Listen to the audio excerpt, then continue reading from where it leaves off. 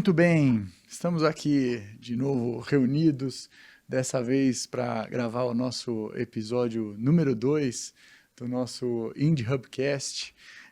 Eu sou Fabrício Della Maggiore, sou diretor do Comitê de Jovens Empreendedores da Fiesp. Com muito orgulho estou aqui mediando esse bate-papo para vocês.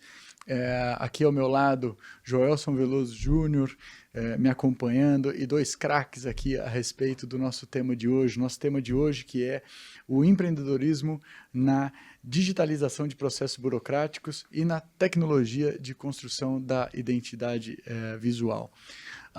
Vou fazer alguns agradecimentos aqui. Primeiramente, agradecer a Fiesp, a casa que sempre nos acolhe com as nossas iniciativas enquanto Comitê de Jovens Empreendedores. Agradecer ao nosso presidente Josué Gomes, ao nosso diretor titular Roger Apolinário e a toda a equipe do CJE que fez esse episódio uma realidade. Vou fazer aqui uma pequena, breve apresentação dos nossos convidados. Vou iniciar aqui pelo Joelson, meu parceiro já de alguns anos de Comitê de Jovens Empreendedores. O Joelson é atualmente diretor de Relações Governamentais na Startup Gringo, onde desenvolve projetos de cooperação com o poder público em matéria de transformação digital e inovação pública. Teve passagem pela Microsoft do Brasil e uma carreira de quase 20 anos como servidor público no governo federal, liderando projetos nos temas de desburocratização e governo digital, como, por exemplo, o famoso aí agora, o GovBR. Aqui à minha frente, o Luiz Felipe Monteiro, um executivo e conselheiro com uma ampla experiência em tecnologia, finanças e transformação digital governamental. É CEO da Cateno, liderou a plataforma de pagamentos para mais de 30 milhões de clientes, foi secretário de Governo Digital do Brasil e, assim, foi responsável pela digitalização de 2.000 serviços públicos e pelo lançamento do GovBR, a maior plataforma digital governamental do mundo, com mais de 150 milhões de usuários, levando o Brasil a ser o segundo país mais maduro em governo digital, segundo o Banco Mundial. É mole? Pesou a mesa aqui. Exatamente, só convidados de peso. Desde julho de 2023, integra o Conselho de Administração da Global Legal Entity Identifier Foundation, a GLEIF, promovendo transparência nos mercados financeiros globais. Reconhecida pelo Fórum Econômico Mundial, e a Political é um dos 50 líderes mais influentes na revolução governamental e entre as 100 mais influentes no governo digital. Formado em Ciências da Computação, possui mestrado e MBA em TI, com formação executiva em Liderança e Inovação pela Georgetown e pela Harvard. Muito bem-vindo, Luiz Felipe. Pelo amor de Deus, que tamanho de currículo é esse? É brincadeira. Só o currículo dele já acabava todo o podcast, Exatamente. Né? E aqui, ao lado do Luiz Felipe, Sérgio Chaia, CEO da Operação Brasileira da Único, desde fevereiro de 2024. Seja muito bem-vindo, Chaia. Ele está na empresa há 8 anos, trabalhando como consultor de negócios. Desde 2023, está intimamente envolvido no trabalho diário das equipes de vendas, marketing e produto. Além do seu trabalho na Único, Sérgio Chaia orienta CEOs, treina atletas de alto desempenho, participa de conselhos de administração de grandes empresas e orienta empreendedores afiliados à Endeavor. É presidente do conselho do Instituto Ser Mais, uma ONG dedicada à reabilitação de jovens em situação de risco social e à sua inserção no mercado de trabalho. É também palestrante sobre liderança e autor do livro Será que é Possível? Acompanhei bastante seus conteúdos aí, que são tão veiculados na mídia. Já seja muito bem-vindo também. Obrigado. Muito bem. É assim que a gente começa apresentando nossos convidados. Joelson, como é que a gente começa com essa turma de feras aí? Difícil, né? Fabrício, obrigado, viu? Foi uma honra juntar esses craques aqui. Admiração por ambos, ter trabalhado especialmente com o Luiz Felipe, um grande amigo também. Chaia, é prazer em conhecê-lo. Sua história é relevante e é uma alegria te ver aqui com tempo dedicado a gente discutir um pouco dos caminhos da transformação digital, né? Então, acho que para começar, Fabrício, a gente, de novo, né, retomando um pouco do que a gente pretende aqui, este é um podcast sobre a interseção entre empreendedorismo, transformação digital da sociedade e transformação digital do governo, né? Acho que essas três coisas se comunicam muito bem, acho que a gente vai deixar cada vez mais claro ao longo dessa conversa. E sabendo que vocês vêm de origens, digamos, diferentes, mas totalmente complementares sob esse aspecto, né? A sociedade se transforma porque o mundo privado, de alguma maneira, traz para a realidade do dia a dia as inovações que viram casos de uso, casos que transformam o dia a dia do cidadão nas suas relações privadas, com tecnologia celular, enfim, nas suas transações pessoais e privadas. De outro lado, o governo, como historicamente um grande investidor em tecnologia, né, grandes marcos tecnológicos da sociedade foram construídos a partir de investimentos públicos também, né, mas, acima de tudo, também um criador de regras, infraestruturas a partir das quais essa transformação digital pode ser promovida ou reduzida, né? Ou ser limitada, né? Então eu queria ver até um pouco da história pessoal de vocês, de onde vem. E aí, Luiz Felipe, de um lado, governo, Chay, sua vida como empreendedor, empresário. Até aqui, estamos em 2024, essa transformação digital chegou a um ponto. O que vocês testemunharam até aqui em cada uma das suas respectivas, digamos, histórias, né, e trajetórias? Luiz, se você puder começar. Bom, obrigado, Joelson. É um prazer estar aqui, Chay, estar contigo. Fabrício e Joelson, obrigado pelo convite. Realmente é muito, muito legal a gente poder discutir, né, essa interseção, que eu acho que ela nem na prática existe, entre a transformação digital intragovernamental e a transformação digital da economia brasileira, ou seja, de quem produz e cria valor, que é o setor privado, né? Eu tive a honra de ficar no governo por 10 anos. Antes disso, eu tive outros 10 anos dentro do mercado financeiro. Eu tenho base de formação na área de tecnologia e vi que dentro do governo tinha um gap muito grande de adoção de tecnologia, principalmente um gap de ambição, né? De fazer coisas transformadoras. A gente tinha um investimento de governo de 8 bilhões de reais em tecnologia, mas ainda muito incremental, né? E o setor privado avançando de forma exponencial, as pessoas deixando de ir nas agências bancárias para fazer transações pelo celular e várias outras coisas, e o governo estava realmente 20 anos para trás. Então, foi muito legal estar nessa janela de oportunidade, onde a gente conseguiu identificar isso e conseguiu traçar uma estratégia muito ambiciosa de transformação digital para o governo federal, que teve como produto dessa estratégia o gov.br, né? Então, assim, eu venho do privado, passei 10 anos no público e saí agora do público recentemente e voltei para o privado, que eu acho que é uma transição saudável e muito interessante de se fazer. Eu acho que para os empreendedores, os empresários que estão com a gente, se vocês puderem ter essa oportunidade de estar de um lado do outro, eu acho que o aprendizado é muito rico. Para o servidor público também, né, Luiz? Claro, sem dúvida.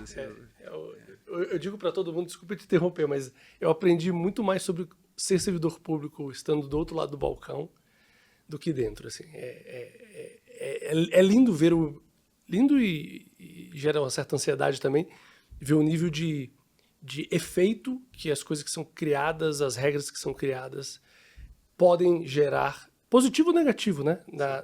No empreendedor, né? No dia a dia do... E que bom que você começa por aí, né, Luiz? Já é um choque para a gente que tá puramente na iniciativa privada e tem por padrão reclamar, né? É engraçado isso, né? E que bom que é ouvir essa tua realidade, esse teu privilégio e entender que isso foi totalmente saudável para você e que pode ser saudável para qualquer empreendedor, né? Muito bacana mesmo. Vamos seguir, então? Vamos lá. E aí o Chaya, conta um pouquinho para a gente, Chaya, do que é a sua caminhada, enfim. Eu pessoalmente já conheci alguma coisa, mas acho que é importante para quem a gente atende com esse material aqui, entender um pouco de quem é Sérgio Chaya também. Beleza. Eu estava pensando aqui, ouvindo o Luiz falar também, puxa, sempre que a gente está junto eu aprendo com ele. Obrigado você, Fabrício, você, Joelson, pelo convite. No fundo, né, a minha vida, o meu sonho mesmo era ser jogador de futebol, né? Então, assim, E modéstia à parte, eu jogava bem. Modéstia à parte, eu jogava bem. E aí eu joguei na base do Guarani de Campinas, em 78, que era um dos melhores times para se jogar e tal. Mas aí quando eu joguei dos 13 aos 15, meu pai e meu treinador falaram para mim que eu devia abandonar o sonho de ser jogador de futebol e focar nos estudos, porque a minha família era de classe média, eu tinha mais possibilidades e tal, do que só apostar na carreira. E eu só falei, tá bom, vou largar isso aí e tal, e vou focar nos estudos. Logicamente que eu fiquei muito chateado comigo mesmo, por não ter, de alguma forma, buscado isso. Levei essa frustração dos 15 aos 20, os 20 botei na cabeça que eu queria ser presidente de uma multinacional antes dos 40 anos, não porque eu soubesse, mas porque meu pai foi diretor aos 46, então eu falei, puxa, se meu pai foi diretor aos 46, eu quero ser presidente antes dos 40 para superar o meu pai. Fiz um business plan muito simples, falei, bom, presidente antes dos 40, eu tenho que ser diretor aos 35, gerente sênior aos 30, gerente aos 25, comecei a trabalhar com 20 anos de promotor de vendas na Johnson & Johnson, aí fui fazendo a minha carreira e tal, consegui lá bater minha meta, minha primeira presidência aos 37 anos, depois, agora na Única, eu estou na 4ª oportunidade como CEO, fui, voltei, faço aí um monte de coisa e tal, mas eu só peguei esse gancho do meu sonho de ser jogador de futebol porque, ouvindo o Luiz, o que ele fez e essa coisa que você falou, né, Fabrício, da gente só tem essa postura de reclamar, eu sempre penso que é muito mais difícil jogar do que comentar, né? Então o comentarista fica ali, né, no futebol, fala, não, faz isso, faz aquilo, é muito fácil, vai, marca e não sei o que lá, mas na hora que você está no campo, é tudo muito diferente. Claro. E quando a gente olha sobre o trabalho que o Luiz e o time dele fizeram com o GovBR e tal, é uma coisa incrível, tem muita coisa para fazer, tem muita coisa para andar, mas a gente também tem que aplaudir, porque o que ele conseguiu no campo de jogo é muito difícil. Uma virada de chave lá plano real, né? Lá plano real, com um impacto dessa magnitude. Então, a gente olha de fora, vê o copo meio vazio, mas é porque não jogou, só fica comentando. Então, acho que também é uma oportunidade de reconhecer as coisas boas, né, que o governo ou os governos fizeram, e aqui na figura do Luiz tangibilizar isso. E nesse sentido, Luiz, agrega um pouco para a gente aqui, porque eu quero acreditar, e você me corrija se eu estiver falando alguma bobagem nesse sentido, de que a revolução digital aparece, né? A iniciativa privada começa uma corrida a não sei quantos quilômetros por hora, né, João? Tipo uns 450 quilômetros por hora. E governos, autoridades públicas precisam respeitar uma determinada dinâmica que passa por muitas variáveis, por questões políticas, por questões até de estrutura, porque nós estamos falando, de certa forma, do maior banco de dados do país, certo? Como é que você viu, por onde começa uma oportunidade como essa, qual é o primeiro passo, né? Eu tenho um país, eu tenho mais de 200 milhões de habitantes, e aí? Pega um pedaço de papel aí. Cheio de problemas para resolver. Vamos rabiscar um software aí, não deve ser assim, né? Então, conta um pouquinho pra gente dessa virada de chave. Como tudo começou, como né? Tudo começou, eu também quero saber. Como tudo surgiu. Então, primeiro, uma ambição de um grupo de pessoas, né? Acho que teve um grupo de servidores públicos, Joelson fez parte desse grupo desde o primeiro dia, que queriam fazer, e que estavam muito animados em fazer, e estavam virando dias e dias e finais de semana para fazer, não necessariamente respeitando todas as limitações do setor público, ou seja, sendo um pouco empreendedor, inovador dentro das barreiras do setor público. Segundo, a gente foi descobrir rapidamente que o que a gente queria fazer, outros países já tiveram a oportunidade de fazer. Então, a vantagem de você estar num governo é que você tem outros 200 governos nacionais, outros 20 governos estaduais, e você consegue um benchmarking de qualidade. Benchmark. Então, a gente foi atrás das referências internacionais, né? E aí tem a referência do governo da Dinamarca, um governo muito digitalizado, o governo do Reino Unido, o governo da Estônia, que apesar de ser um país pequeno tem uma história incrível de transformação digital, até o Uruguai, nosso vizinho, que à época quando a gente começou estava muito à frente do governo brasileiro.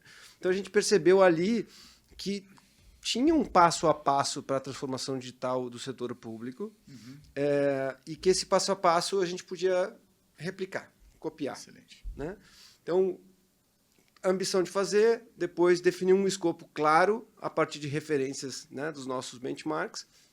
Terceiro, juntar isso tudo numa estratégia para dar ritmo a essa entrega. Né? Porque a gente sabia que menos do que uma corrida, isso seria uma maratona. Né? E para rodar uma maratona, você precisa de muita disciplina. Acho que tem tudo a ver com o esporte também, né? Você precisa de muita disciplina. Então, tinham coisas que precisavam acontecer todos os dias, toda semana, todos os meses, que às vezes eram coisas chatas, as pessoas não gostavam daqueles processos, daquelas rotinas, mas que ajudavam muito a dar o ritmo.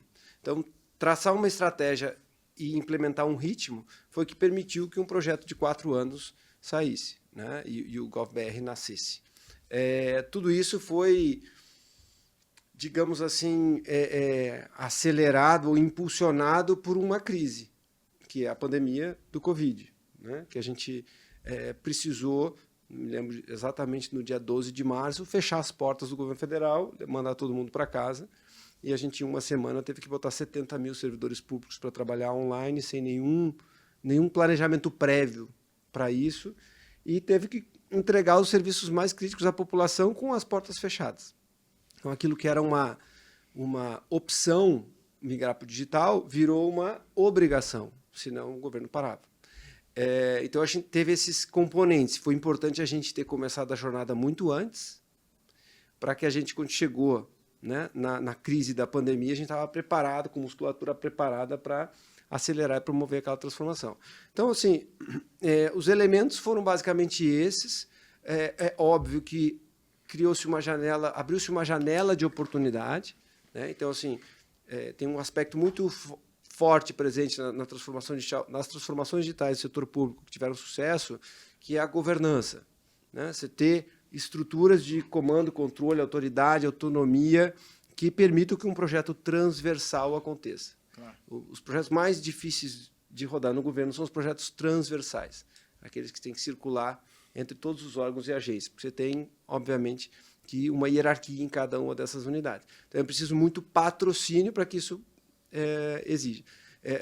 avance. E eu acho que a gente teve também esse componente dessa janela de oportunidade de patrocínio, que eu fico muito, muito honrado em saber, em perceber que isso permanece.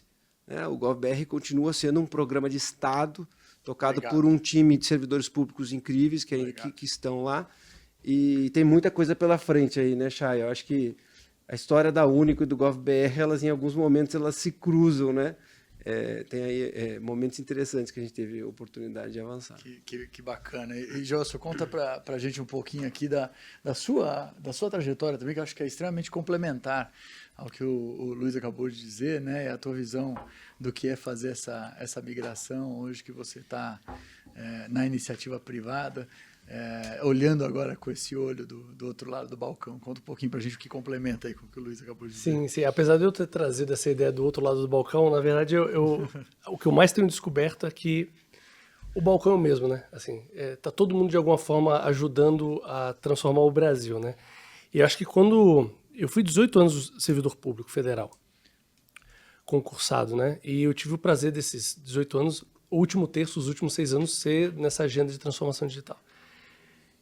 Que foi uma experiência incrível, né? Desde gestão de projetos, isso que você falou, Luiz, eu me lembrei como se fosse hoje o sentimento, né?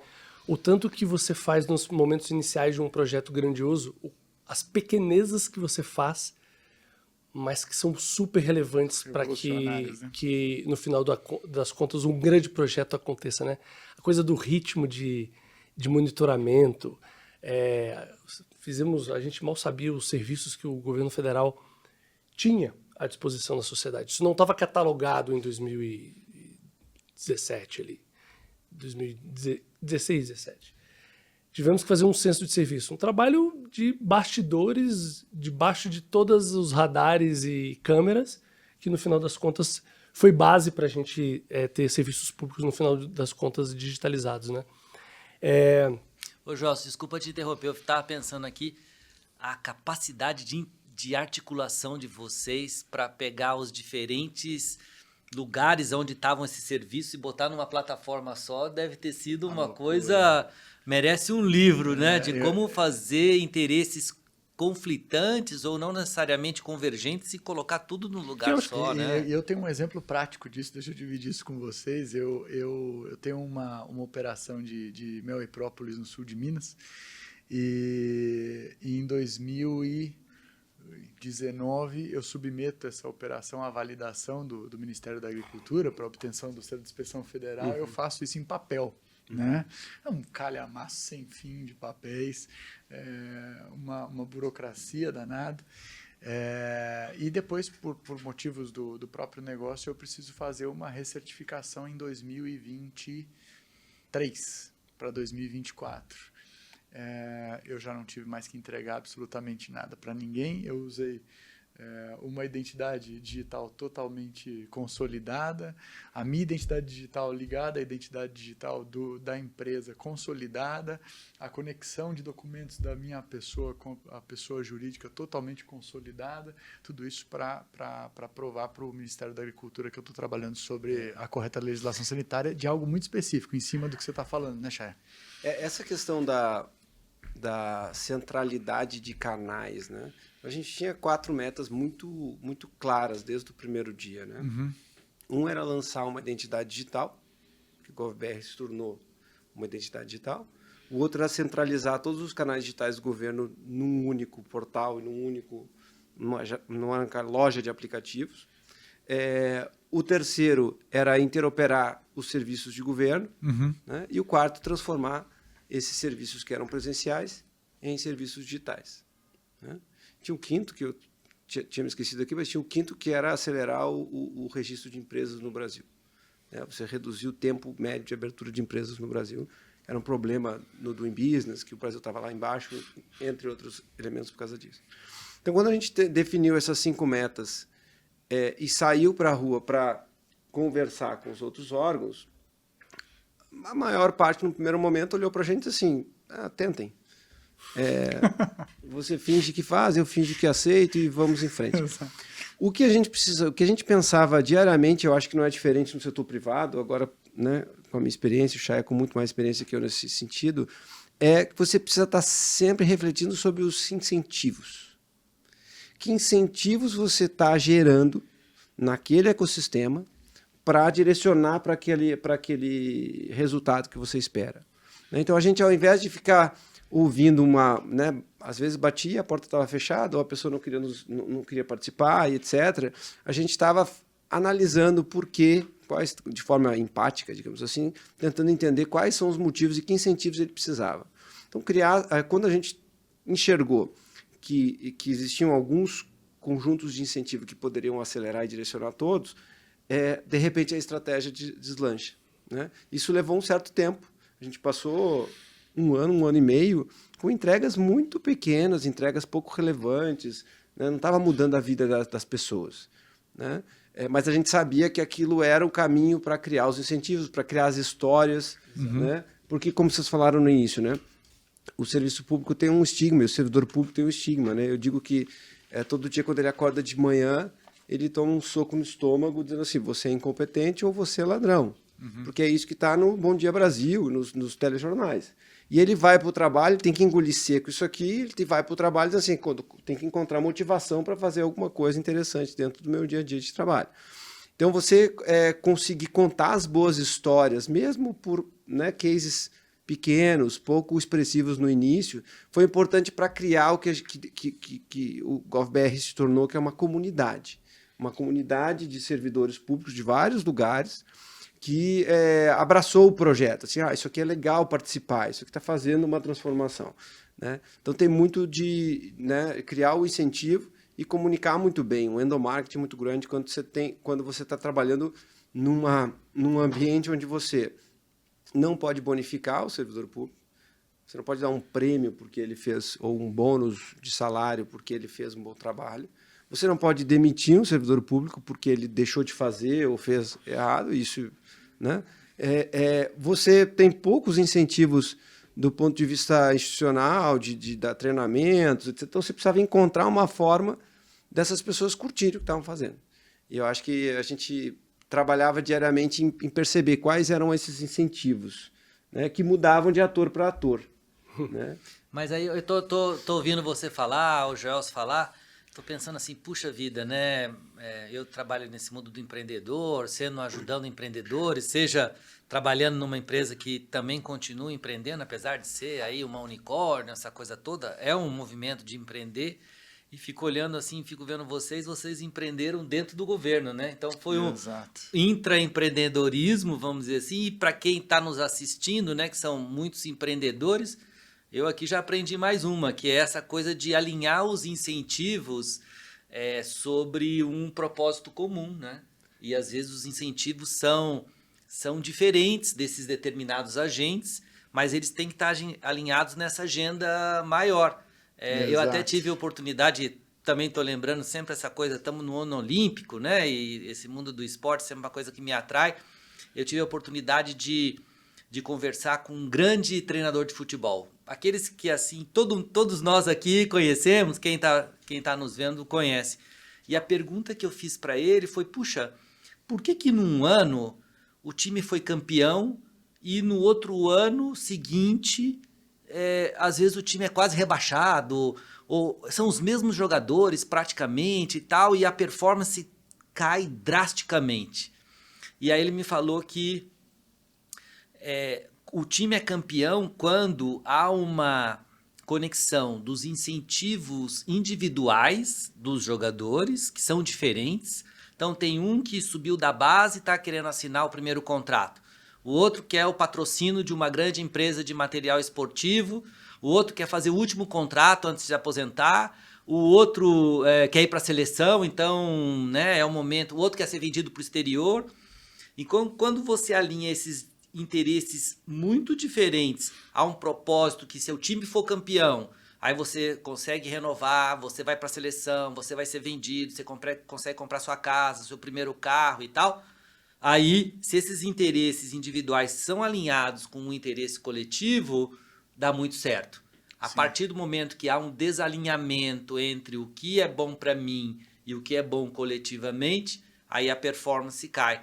E acho que o grande mérito de vocês aqui foi pegar agentes com interesses talvez tão diferentes e alinhar alguma coisa que fizesse sentido para cada um deles, né? E eu acho que empreender também é isso, né? Trazer um grupo de pessoas com interesses individuais, mas gerar essa conexão da agenda pessoal com a agenda coletiva da empresa. Né? Sem dúvida. E muito bem observado, Chaya, porque, na verdade, dentro do sistema público, as amarras ainda são, como o Luiz falou, mais amarras, né? No sentido desse trânsito do funcionário público contra os seus próprios objetivos, né? A questão de não promoção, não bonificação, né? Eu acho que isso transforma... Tem um desafio adicional aí, não tem? Você sabe, Fabrício, eu acho que tem um desafio por outros motivos, mas assim, é engraçado como essa primeira parte do papo me fez crer em algo que, depois de ter saído do governo para ter essa experiência no mundo privado, eu notei que há mais semelhanças do que divergências, né? A gente tem essa coisa, esse estigma do .gov e do .com, né? E no fim do dia, gestão do projeto, alinhamento stakeholder, criação de incentivos, até a burocracia, Fabrício. Porque assim, eu acho que é muito mais sobre o tamanho e a cultura da organização do que a natureza jurídica dela, né? Porque eu tenho conhecido em São Paulo instituições tão burocráticas ou mais burocráticas que o governo, mas em função muito mais de cultura e tamanho, às vezes, e é uma necessidade, isso também não é um julgamento, né? Não é exatamente um preconceito, é um dado da realidade, mas vivo numa empresa que é uma startup, com muito menos gente, com governança corporativa, naturalmente, tem investidores e tudo mais, mas no fim do dia, com mais facilidade de fazer as coisas acontecerem, porque é menor, porque a cultura da empresa é sobre agilidade, sobre simplicidade, sobre alinhamento, né? Sobre... Enfim, então assim, isso para mim, voltando um pouco do tema dos aprendizados dessa vida, né? Do empreendedor público e empreendedor privado, acho que tem mais coisa em comum do que do que diferentes, Que legal, honestamente. que legal. E aí eu sempre tô ouvindo você, Joelson, que né, sobre essa questão da burocracia e também de toda essa escalada do GovBR, eu sempre penso, eu acabei nesse negócio que eu faço coach e tal, eu virei uma pessoa apaixonado em estudar mudança. E aí eu aprendi que a gente só muda por duas coisas, ou desejo ou necessidade. Mas que as mudanças por necessidade têm muito mais chance de acontecer do que as mudanças por desejo. Então, as startups são menores e tal, elas são mais ágeis porque é a necessidade, né? Se você não tem milhões de pessoas, milhões de processos para te ajudar e milhões de reais. No caso do GovBR aqui, eu ouvindo o Luiz e tal, assim, veio a pandemia, deu uma aceleração na digitalização dos serviços brutal, né? E até na maneira dos servidores trabalharem juntos. Então, essa necessidade foi um grande impulsionador também de fazer tudo isso virar o que virou. As né? grandes crises com as grandes revoluções, Eu né? acho que Abre-se espaço para as grandes revoluções, né? Teve um mix dos dois, né? No início, um mix né, uma presença forte do desejo, da janela de oportunidade de fazer, e depois a necessidade veio à porta, chegou no momento certo. Eu acho que um alinhamento de astros aí, né, as coisas aconteceram. Legal. Claro que podia ser melhor, podia ser mais rápido, devia ter sido feito antes, tudo isso a gente pode falar. Mas o projeto foi um projeto realmente que reviu paradigmas dentro do governo, né? A gente tinha mais de 1.500 sites.gov.br. Assim, nem o Google salvava o cidadão, era impossível achar o canal oficial. Inclusive, a gente sabia que no próprio Google você tinha atravessadores, despachantes, à frente dos sites governamentais, e o cidadão acabava entrando, né, em contato com o canal equivocado. Né? Quando a gente consolidou, a gente ampliou a audiência, e hoje o GovBR, como a gente falou aqui, tem 150 milhões de usuários todos os meses. É a maior plataforma de governo do mundo, né, em acesso.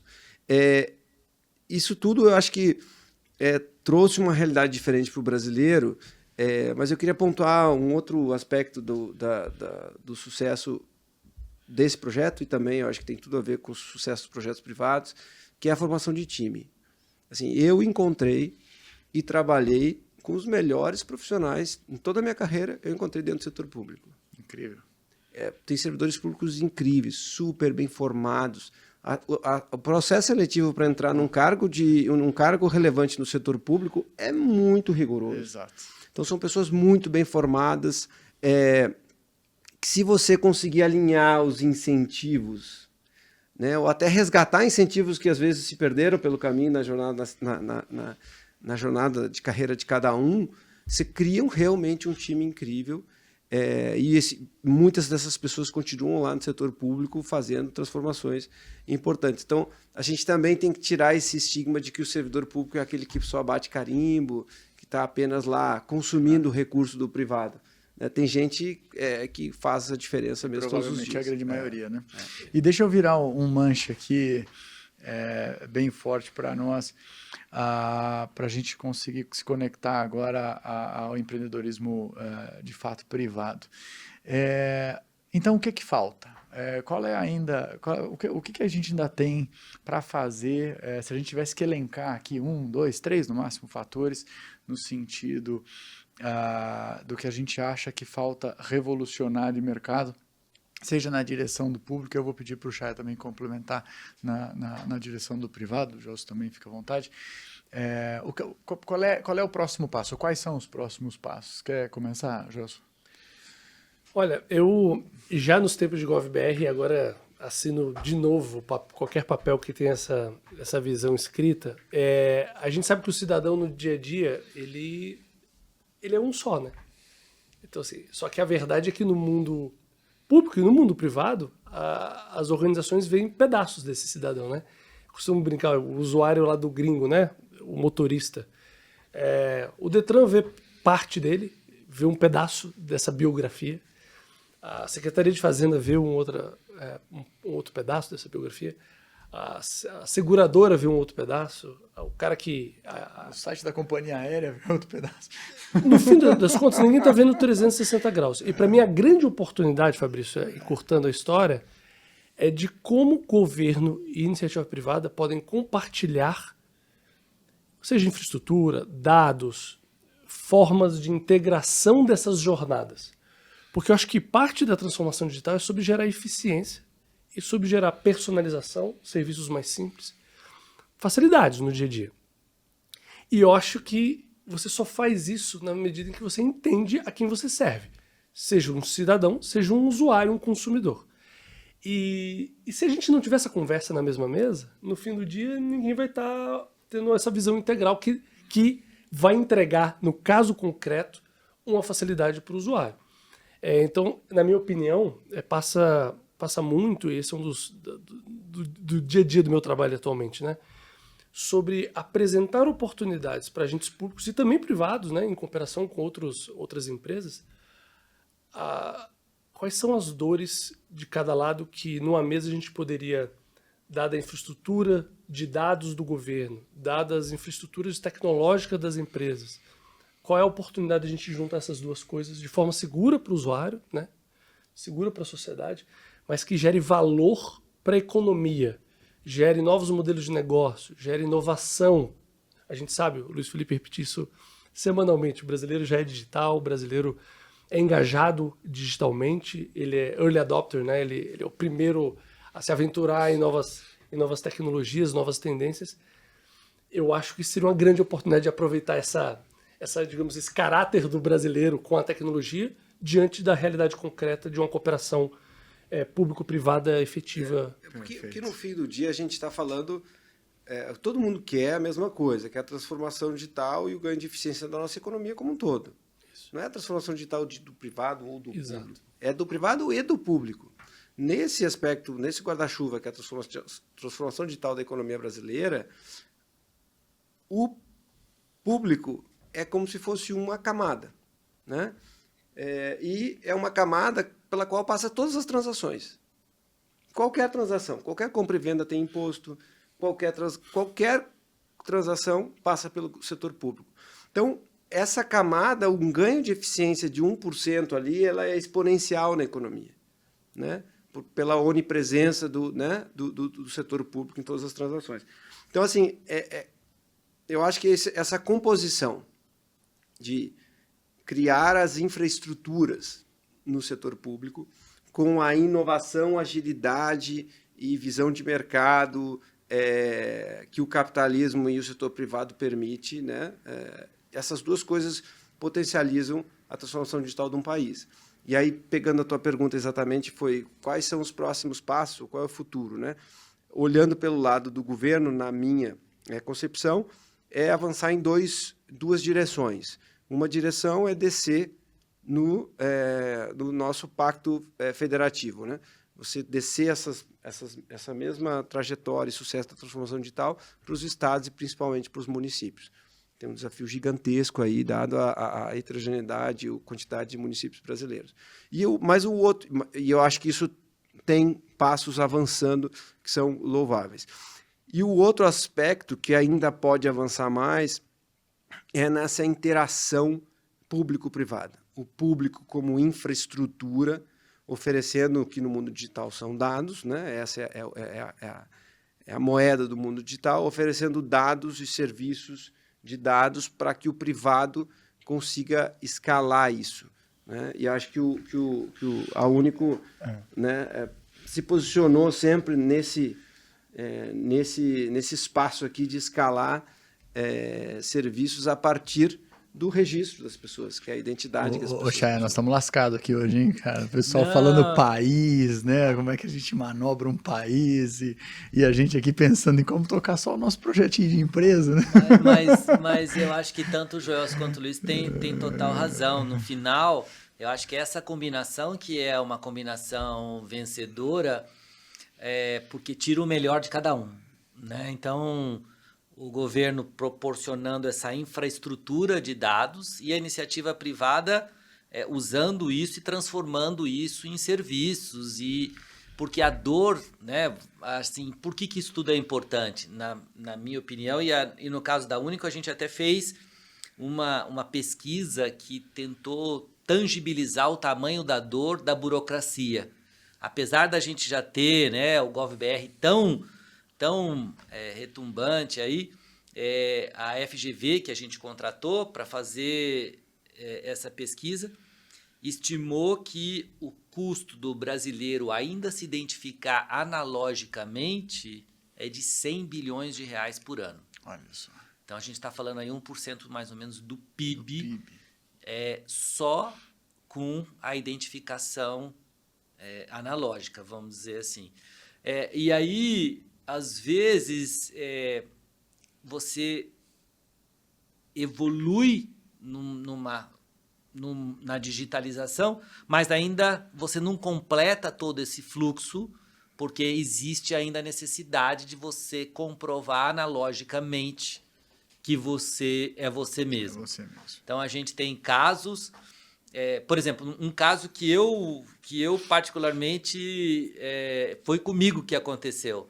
Eu comprei uma passagem aérea numa grande companhia aérea, paguei com o meu cartão e tudo, mas o computador não era meu, era o computador da minha esposa.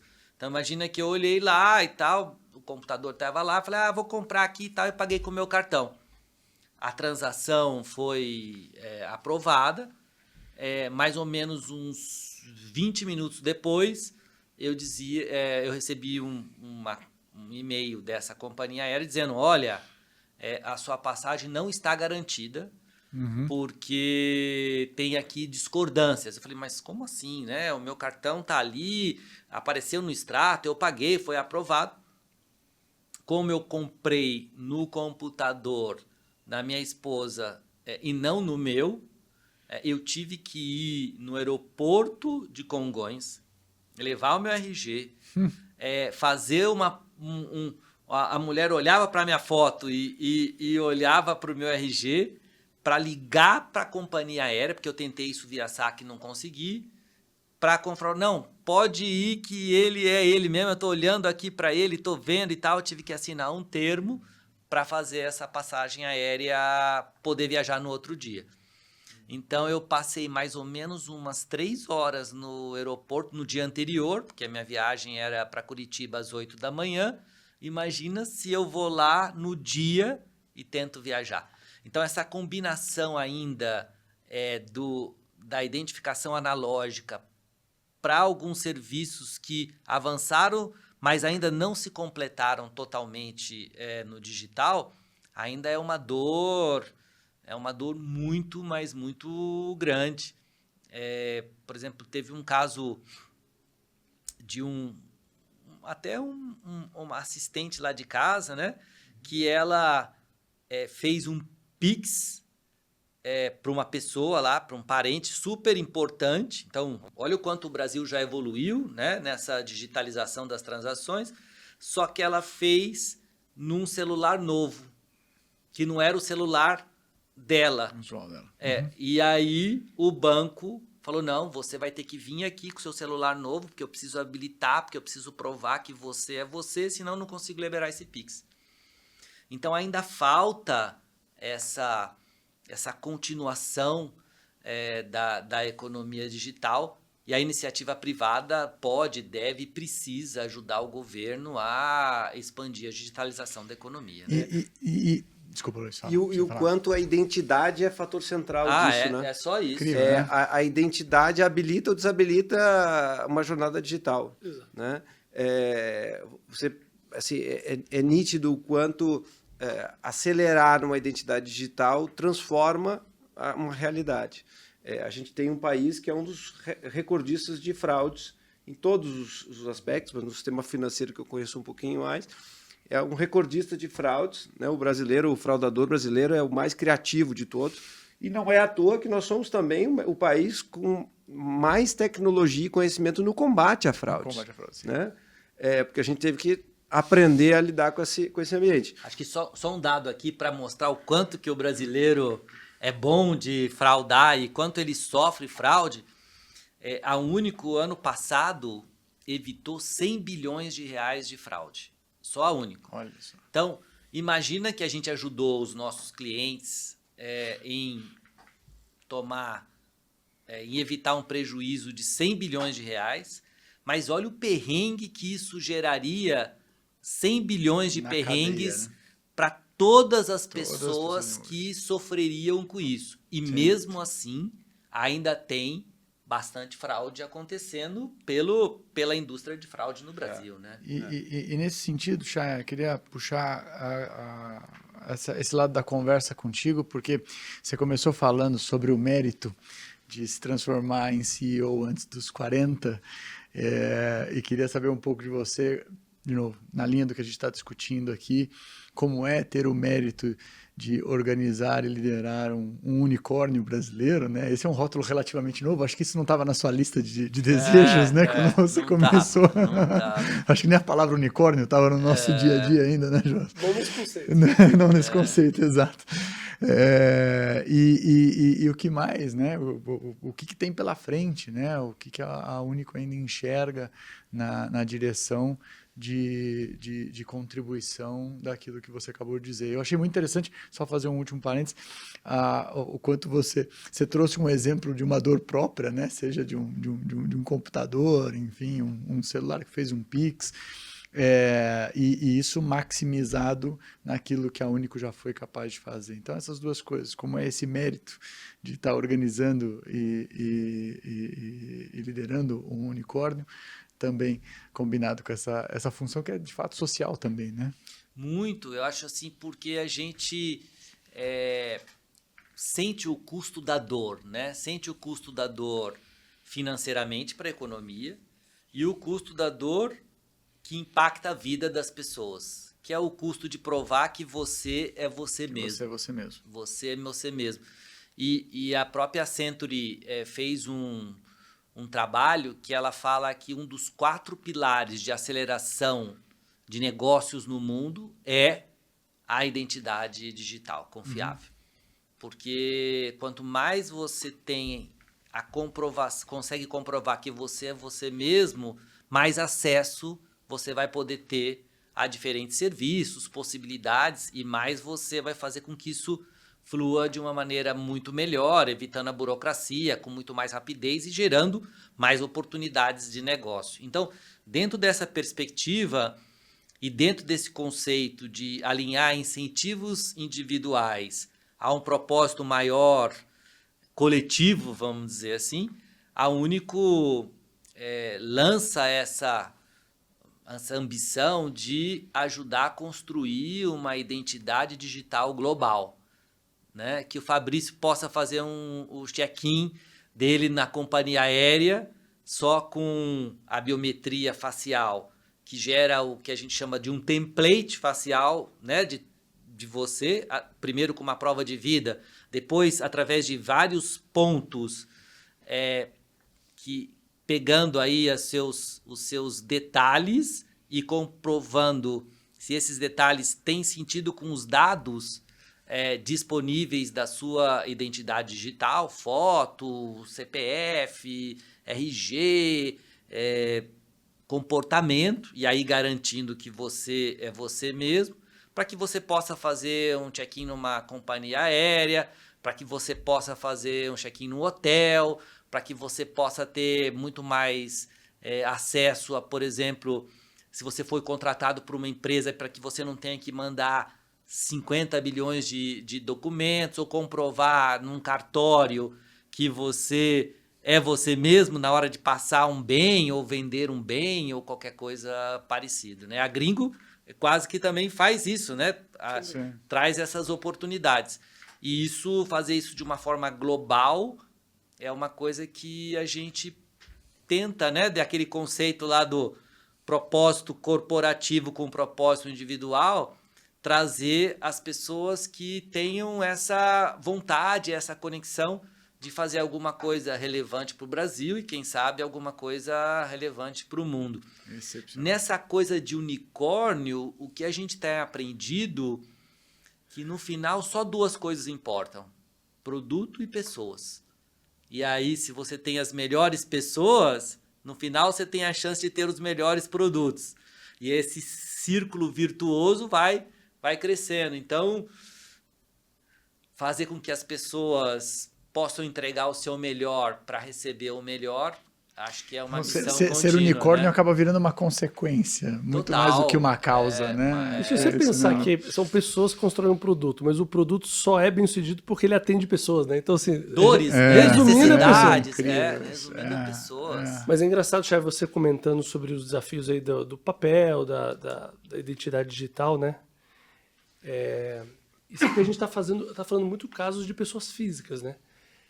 A gente também, pelo lado do Gringo, junto com o Centro de Liderança Pública, tentou estimar um pouco do impacto, especialmente para a pessoa jurídica. Abertura de negócios também, né? Acho que tinha um viés de pessoa física, mas também tinha um outro lado que era de pessoa jurídica, né? Que, no fim das contas, é o famoso antigo custo Brasil, né? O que a empresa poderia estar fazendo, gerando valor para a economia, se ela não estivesse presa, parada, não operacional, porque ela está aguardando uma licença, aguardando uma aprovação de sei lá o que para poder operar. Né? Eu acho que tem ainda o aspecto do dinheiro parado, quando você pensa que uma PJ também tem os desafios de identificação da sua própria criação, da sua formalização, que o mundo digital poderia facilitar isso de uma forma incrível, né? Eu acho que esse mundo das empresas, né? A gente, ouvindo o Chay, como esses ingredientes eles valem para os dois mundos, né? O quanto a identidade digital foi necessária para oferecer serviços públicos digitais. No momento que a gente estava com pandemia fechando as portas, um caso típico que ocupou 24 horas de vários dias, né, no momento da pandemia, foi as agências do trabalhador estavam fechadas e as pessoas no Brasil estavam perdendo empregos porque toda a economia brasileira estava fechada. E elas precisavam do seguro-desemprego. Só que elas não tinham onde pedir o seguro-desemprego porque as agências do trabalhador estavam fechadas. Uhum. E a gente precisou, em uma semana, habilitar um pedido de seguro-desemprego na carteira digital de trabalho. Isso só foi possível porque tinha uma identidade digital muito forte por trás. Né? Porque eu não posso habilitar, né? Você habilitar um seguro, né? um valor financeiro substancial para a sociedade como um todo sem essa segurança. Outra coisa que aconteceu também, que agora a gente provavelmente foi usuário disso, os nossos ouvintes devem ser todos, né? é o imposto de renda pré-preenchido. Pré-preenchido, né? Antes a gente ficava uma semana mais ou menos recolhendo papel para tentar preencher. O meu eu preenchi em 20 minutos. E basicamente eu conferi e submeti em 20 minutos. Correto. Isso só foi... A Receita Federal sempre teve esses dados. Só que, por conta do sigilo fiscal, ela não podia oferecer esses dados para qualquer pessoa, porque ela não sabia quem estava do outro lado do computador ou do celular. Com uma identidade digital forte, ela teve esse ambiente de confiança para poder oferecer um serviço. E a gente vai chegar numa situação em que, como alguns países já possuem, que o imposto de renda basicamente é um autosserviço, ele é invisível. Você tem uma janela no ano que você pode corrigir alguma coisa. Se você passou essa janela e você não corrigiu, seu imposto de renda já tá declarado.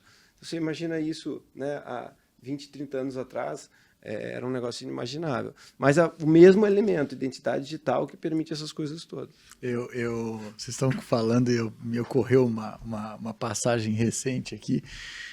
Eu, em novembro do ano passado, estive na China. A China foi meu 39º país visitado. Mas eu nunca tinha ido para a China e eu fiz o meu visto. Em um único momento, eu tive que tirar uma foto, né, num sistema de reconhecimento facial. E chego em Xangai e eu precisava dali tomar um trem para Changzhou, enfim. E fiz todo lá o procedimento que eu tinha que fazer para chegar no trem, na estação de trem. E me deparei com uma questão elementar. Como é que eu entro no trem? Né?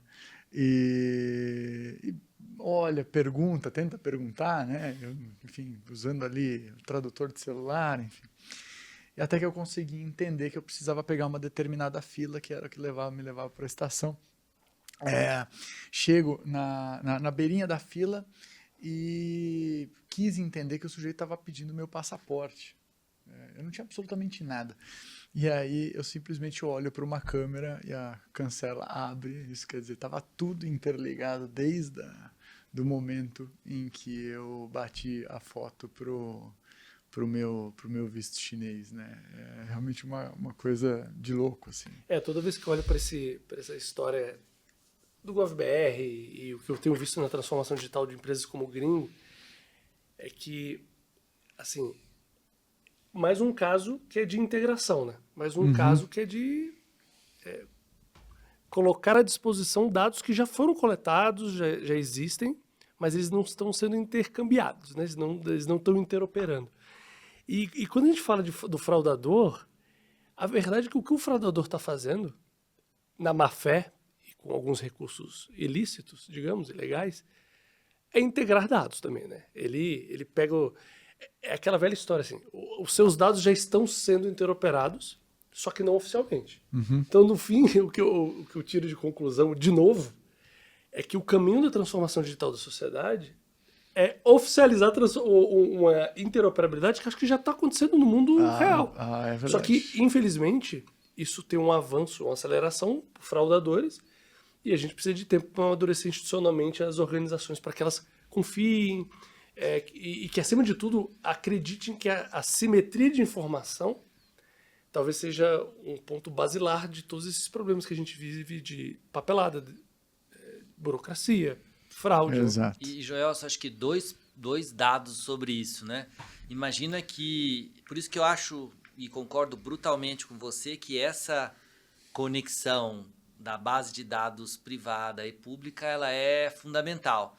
Imagina que você vai num cartório, compra uma casa e tal, e muda de endereço. E aí, você mudando de endereço, você hoje tem que avisar todos os seus provedores de serviços, né? O banco, a net, o cartão de crédito, a luz, a água, o telefone, sei lá, todos os seus provedores de serviços que você mudou de endereço. Sendo que se você tivesse somente em um lugar informando isso e comprovando isso, e esse lugar dispararia para todos os fornecedores ou os agentes com que você se conecta, todo esse trabalho já seria, né, feito. E aí não daria espaço para fraudes, né, de pessoas se passando por você em endereços que não são mais o seu e usando ou tentando monetizar essa assimetria de informação. Eu acho que as instituições, né, se a gente fala público e privado, principalmente do lado do público, ela ainda não entenderam do seu papel nesse jogo, né, no jogo de dados, né, que é um papel muito próximo do construir uma rodovia, né, entre um ponto e outro. Perfeito. Você constrói uma rodovia, é um investimento público, essencialmente público, de magnitude, que você está construindo para desenvolver economia nas margens da rodovia ou nas cidades que a rodovia está conectando. Então, a rodovia de dados precisa ser criada. E o governo ainda olha os seus dados como plataformas autossuficientes, né, onde ele vai prover todos os serviços ali, e esses dados, até por uma questão de privacidade, segurança, etc., ficam lá restritos ao uso dentro do governo. O governo olhando aquela plataforma de dados mais como uma rodovia que vai permitir que negócios surjam a partir dali, eu acho que é uma mudança de mindset necessária para acelerar. Muito E a legal. gente viu, né, eu sei que a Único também se espelha muito na Estônia, né? A Estônia tem uma plataforma chamada X-Road, que é uma plataforma de interoperabilidade, né, famosa no mundo inteiro, e os dados do X-Road mostram que mais de 95% das transações são feitas pelo setor privado no X-Road. Só 5% são entre órgãos públicos, porque é lá onde está a vida das pessoas, estão nos serviços É privados. uma verdadeira rodovia, o nome já diz, né? É um Sim, road, é uma E não rodovia. significa que o Estado também não vai se beneficiar, primeiro financeiramente, por esses usos, né? Acho que essas infraestruturas, no mais das vezes, elas são, digamos, o custo dividido, né, por quem utiliza, mas, por outro lado, ele como provedor de serviço, você acabou de dar um exemplo do imposto de renda, há inúmeros outros serviços que você se beneficiaria, como governo, de tendo a visão da ponta da iniciativa privada, das transações privadas desse cidadão, que você chama de cidadão, mas ele estava sendo só um consumidor, um usuário ali do outro lado do balcão, para benefício do seu serviço público, né? Essa integração de dados fiscais, por exemplo, né? Acho que é uma prova de que é um ganha-ganha, ganha-ganha-ganha, né? Ganha Estado, ganha empresa, ganha cidadão, e eu acho que ele pode ser multiplicado muito. Esse é o ponto, assim, né? Acho que construir a rodovia para que novos negócios à beira da rodovia, cidades se promovam,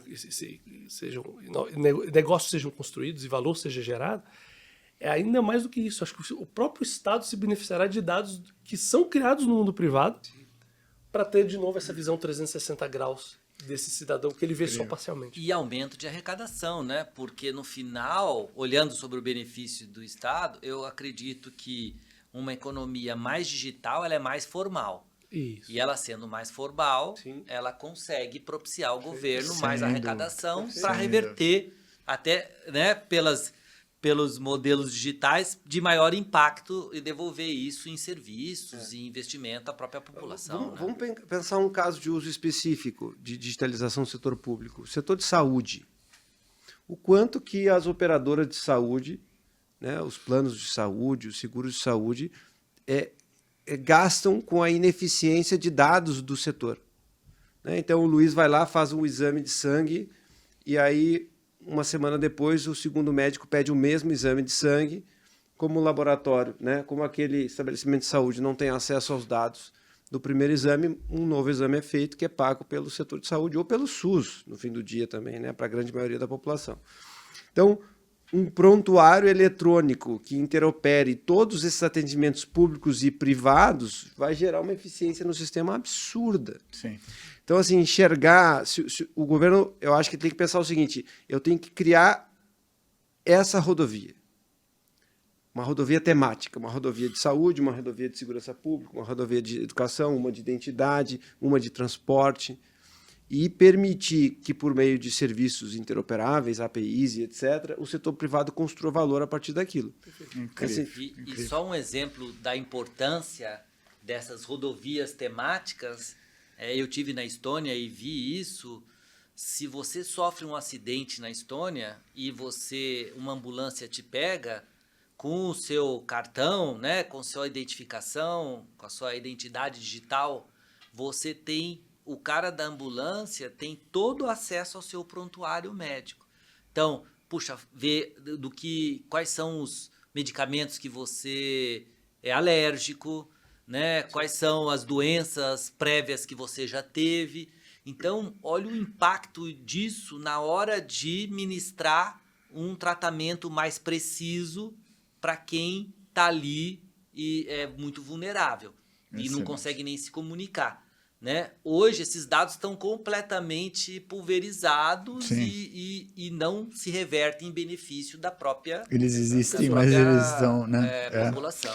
Olha só que interessante, né? A gente estava aqui no nosso briefing falando a respeito do tempo que a gente tinha para gravar o nosso conteúdo e, de repente, num piscar de olhos, né? A conversa desenrola e a gente chega no nosso momento final.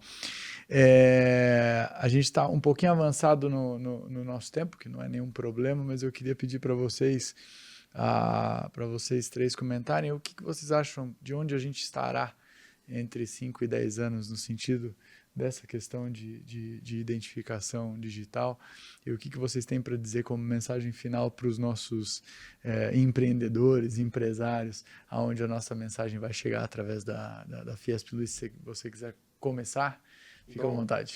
De novo, obrigado pela participação aqui, pelo convite, foi muito legal. E eu acho assim, em 5, 10 anos, eu sou muito otimista.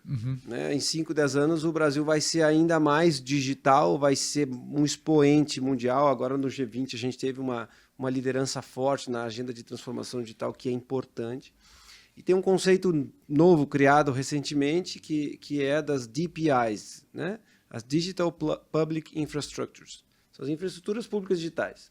Então, acho que em 5, 10 anos nós teremos infraestruturas públicas digitais claramente estabelecidas, que possam ser usadas pelo setor público e pelo setor privado. Uma delas, naturalmente, é a identidade do GovBR. A identidade do GovBR deverá estar disponível em espero que menos do que 10 anos, para uso para a sociedade como um todo, para redução de fraudes e tantas coisas que a gente falou aqui. Eu acho que, olhando pela ótica do governo, se essas infraestruturas públicas digitais estiverem disponíveis, temáticas, e não são muitas, né? Entre 3 e 5, acho que se resolve a maior parte dos problemas, a gente vai dar um salto, porque a economia exponencializa o valor gerado a partir daquilo. Legal, bacana. Chaya. A mesma coisa, também agradecer, acho que aprendi bastante com vocês também aqui, foi bem legal. E acho que é isso, né? Pegando essa analogia do Luiz das rodovias, que tenham mais 3 ou 4 rodovias de verdade, temáticas, né? E com base nisso, né? Se você constrói a rodovia, vai aparecer o cara do pedágio, os carros vão estar ali, aí vai ter o posto de gasolina, o hotel, né? A área de descanso, o parque de diversões ali e tal, para quem já quiser parar, o outlet. Então, o setor privado vai fazer esse papel de popular essa rodovia, atendendo necessidades dos motoristas que vão passar por ali. Então, cria a rodovia que a gente do setor privado vai identificar essas necessidades, vai transformar isso em oportunidade para gerar mais negócios, para digitalizar mais a economia e para devolver esses benefícios para a população como um todo. Muito Eu penso nisso. Muito bacana, muito obrigado. Querido Joelson, suas últimas palavras. Terceiro otimista aqui, né? Meu quarto otimista da mesa, né? Eu acho que a gente vai ter novos Pixies, novos GovBRs por aí para chamar de uma grande experiência brasileira. Também acredito, como o Luiz falou, de que essas infraestruturas públicas digitais, mais conhecidas como as rodovias, estarão mais disponíveis para a sociedade criar em cima delas, né?